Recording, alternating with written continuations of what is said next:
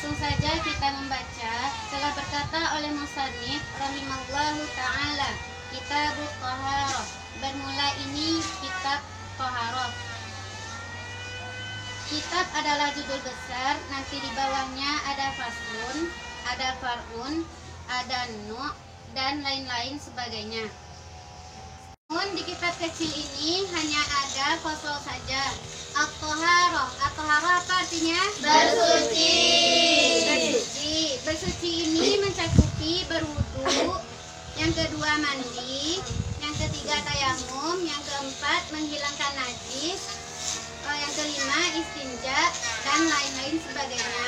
Kemudian musannif memulai al-miyahul lati yajuzu biha tathhiru sab'u miyahin. Artinya bermula air-air yang boleh dengannya air oleh bersuci itu ada 7 jenis air. Air langit. Maksudnya adalah air langit itu air hujan atau air yang turun dari langit. Yang kedua, wa ma'ul bahri, air laut. Air laut adalah air yang ada di laut. Dan yang ketiga, wa ma'un nahri, yaitu artinya air sungai. Air sungai, air yang ada di sungai. Yang keempat, wa ma'ul bi'ri, air sumur. Air sumur sebuah tempat yang digali kemudian keluar air, maka itu dinamakan air sumur, termasuk ke dalam air yang boleh untuk bersuci. Yang kelima, wa ma'ul aini, air mata air. Air mata air adalah air yang keluar dari tanah atau dari lereng-lereng gunung atau dari bukit-bukit atau dari bawah pokok-pokok pohon yang besar dan lain-lain. Yang keenam, wa ma'ul salji, yaitu artinya air salju. Air salju sama dengan air yang turun dari langit. Turunnya pelan-pelan, kemudian menumpuk bila sampai di bumi. Itu air salju itu menumpuk. Kemudian kalau kena matahari dia mencair. Terus selanjutnya yang ketujuh, wa ma'ul barodi, yaitu air barot, air yang turun dari langit juga namun keras.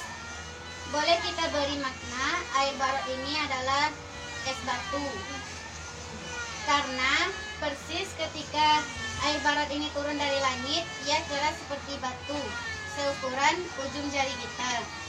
Air barot ini turunnya di tempat atau di daerah-daerah tertentu saja, seperti di Mekah dan di Yaman.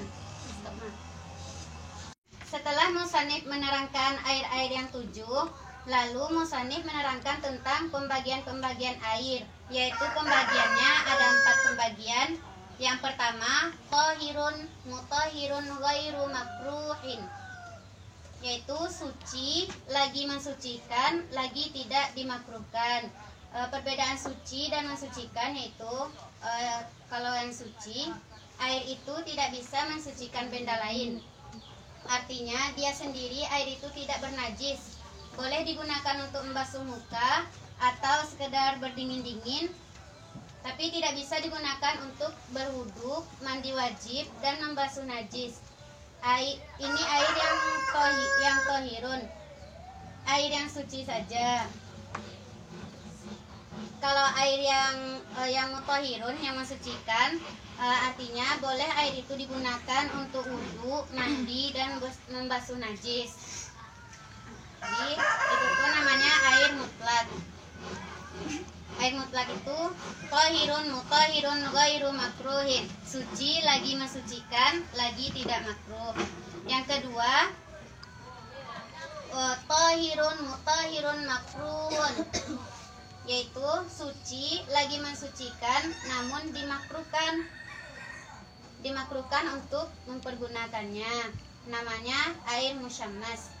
Air musyammas ini air panas air yang dipanaskan oleh matahari, kita tidak boleh mempergunakannya karena air yang sudah kena panas matahari bisa, kalau kita mempergunakannya itu tuh bisa menimbulkan penyakit. Lalu yang ketiga, wa tahirun ghairu mutahhirin, yaitu air yang suci namun tidak bisa mensucikan, itu namanya air mustakmal. Wal mutaghayyiru bima khalatahu minat tahirat, dan air yang berubah. Air yang berubah ini artinya air yang telah bercampur hianya air dengan barang. Tuh. Selanjutnya yang keempat, wa ma'un najisun, yaitu air najis. Apa itu yang bernajis? Artinya air yang sudah terjatuh ke dalamnya najis, sedangkan air itu tidak sampai 2 kula. Namun jika airnya banyak melebihi 2 kula, maka tidak apa-apa kita gunakan untuk bersuci.